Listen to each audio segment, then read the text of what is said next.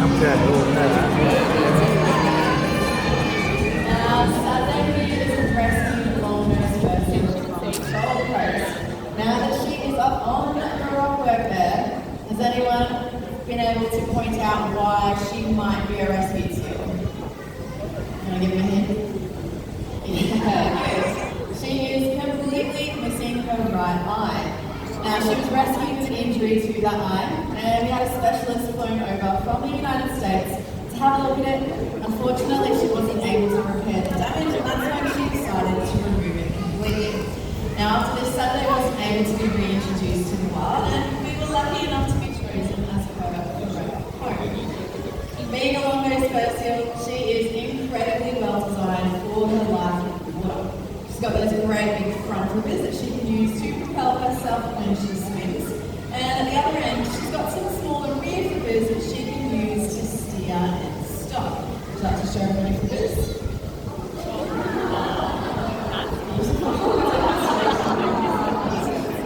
Now, all four of Saturday's flippers are really flexible. And that's because they actually share a similar bone structure to our own hands. So in her flippers, she's got 5 fingers, knuckles, and joints. Good, thanks, Zach. Now, those flippers help her to move really effortlessly through the water. The best way to see it, though, is, of course, to see it in action. Let's have a look, Zach.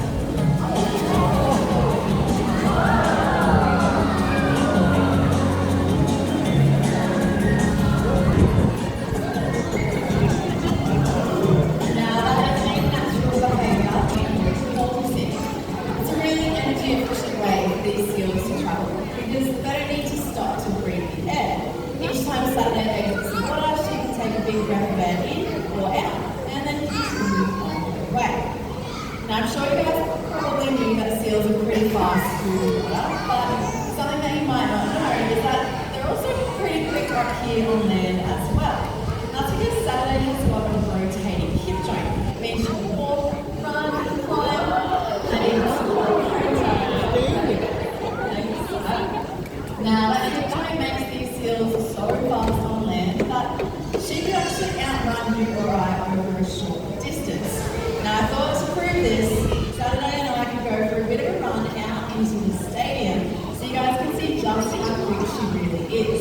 For this to happen, I do need everyone to please stay in your seats, and if you have got any little ones that might be their own, just make sure we hold up nice and tight. Alright, so let's go for a run.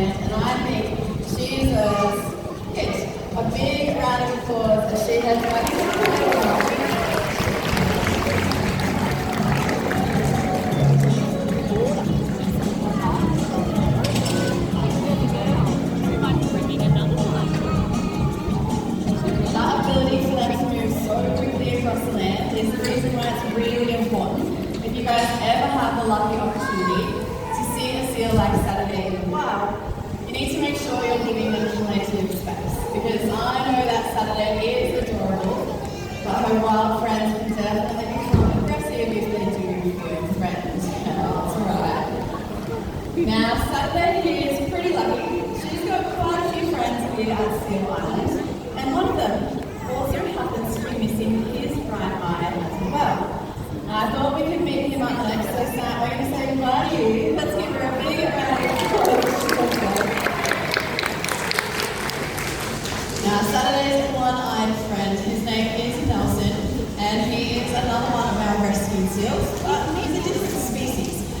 actually a sub-Antarctic fur seal. Now these guys aren't as common to find in our Australian waters because they happen to only be visitors to our Australian coastlines. In Nelson's case,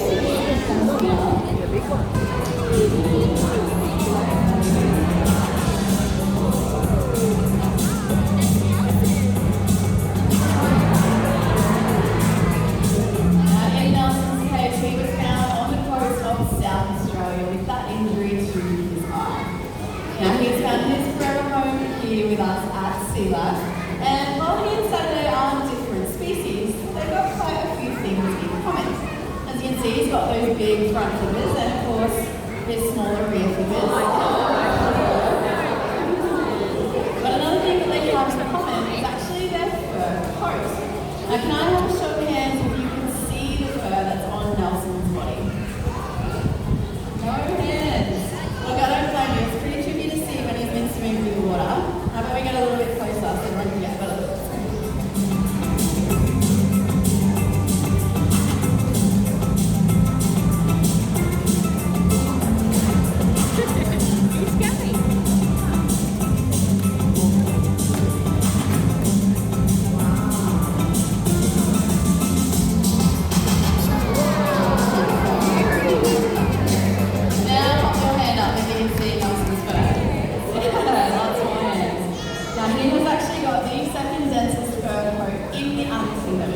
Now that's only second to sea otter.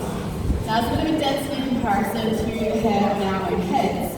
So you guys make an OK sign with your hand like this, and then pop that on your head. Now we've each got up to 700 strands of hair in that little circle.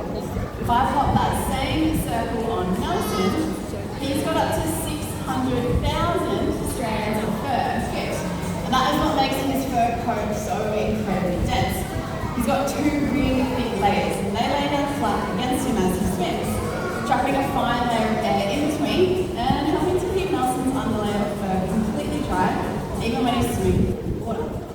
There's a couple of places that he doesn't have that fur coat, and that is the tip of his nose, and of course his big furless flippers. There is a really good reason for that. You see, when Nelson gets really hot, he can't sweat like we do to cool down. So he relies on those furless flippers to help him out instead. On a hot summer's day here at Seal Island, Nelson can pop his furless flippers up into the sea breeze. Now he can pump all of his hot blood up into those flippers just like this. And then he can recirculate that blood back throughout his body once the sea breeze has cooled it down. Now that's a natural behaviour called sailing or thermoregulation. Now Nelson can also use those flippers to take care of that fur coat of his. He's got nails located on the top of his rear flippers that he can use to scratch and groom, and he can use those really big front flippers to therefore give himself a bit of a rub to keep that fur coat in really good condition. Now while he does a great job of taking care of his fur coat and his body temperature, it is my job as a marine animal specialist to make sure that I'm taking care of the rest of Nelson's body as well. Now we do this through what we call cooperative care. All that simply means is that Nelson and I are working together every day to make sure that he's really healthy bodies here with us at SeaLab. Now we can do this by asking Nelson to pop himself into all sorts of different positions. I can ask him to lay down, thank you, and that way I can check over Nelson's entire body from the tip of his nose down to his very adorable little seal tail between his fingers, and I can make sure that he's really healthy on the outside. He's got no lumps or bumps or anything that's popped up overnight.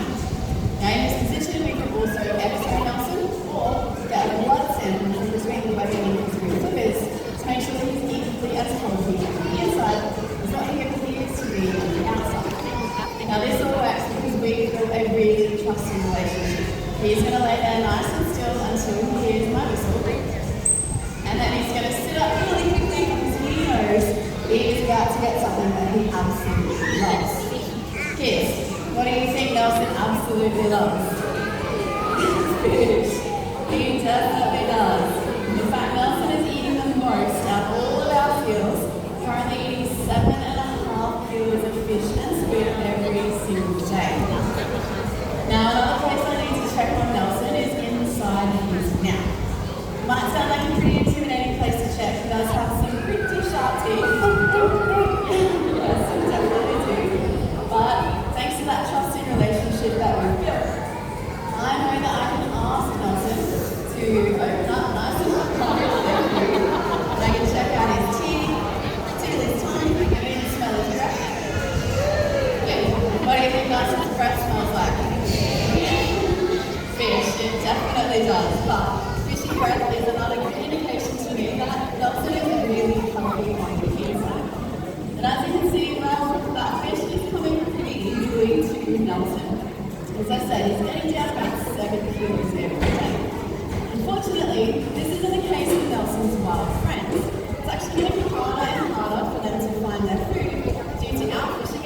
in their territories.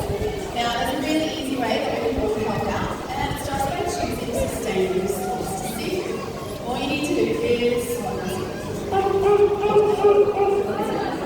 we just need to look for the little blue tin at the supermarket, and that's going to ensure that those contains the right thing by our oceans.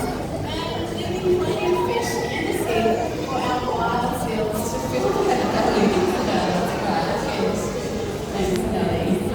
Alright, well I think we have got just enough time to meet with the third and final species that we have here at Sea Life.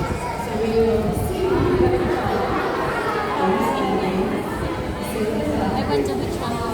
Alright, now the other species that we have here at Sea Life is pretty special, and that is the rare and endangered Australian sea lion. Now they are endemic to Australia, which means that you'll find them nowhere else in the world. But unfortunately, there's less than 6,500 remaining in our Australian waters. Now, Ava is on her way back. She was born as part of a breeding program for her endangered species. Australia might be the last place for shark species to survive.